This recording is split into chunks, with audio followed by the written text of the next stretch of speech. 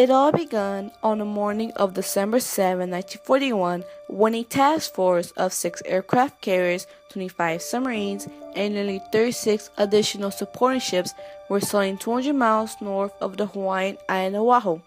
The first wave of Japanese planes numbered more than 180 planes, and even though the U.S. radar operators saw the bigger planes nearly an hour before attack began, they raised no alarm. They mistook the planes for a group of U.S. bombers that were expected to arrive from California around the same time.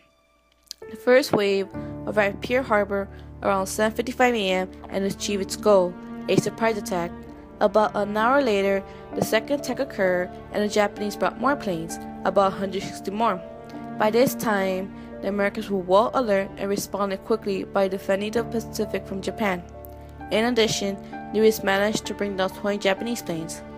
In all, the surprise attack on Pearl Harbor killed 2,400 or more Americans, destroying 5 battleships completely, putting 3 or more out of commission, damaging or sinking at least 11 other warships, and destroying nearly more than 180 aircraft into the ground. The next day, President Roosevelt delivered a speech known as the Infamy Speech to the American citizens, informing them what has happened while the U.S. was at midst of talking into peace. That same day, America entered World War II and Britain declared war on Japan. 3 days later, on December 11, Germany declared war on the United States, and thus the United States was now at war with both Japan and Germany, and was able to enter fully with its alliance with Great Britain. The intersection by the U.S. after the attack in Pearl Harbor was a turning point in war which led the Allied powers to win war versus Germany and to terrorism.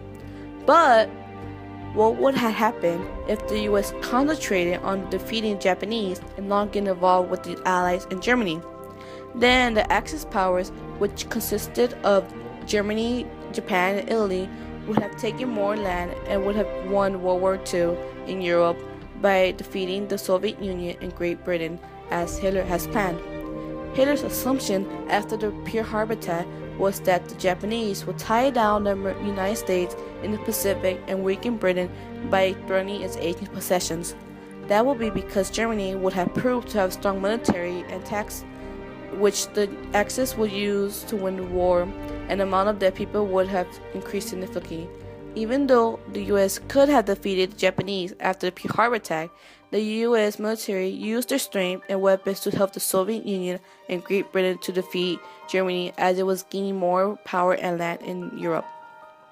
The deadly outcome of Germany taking control of the human race would have led into a change of culture, human rights, and language. That would be because Hitler believed in a perfect race. There would be segregation and racism all over America and the whole world.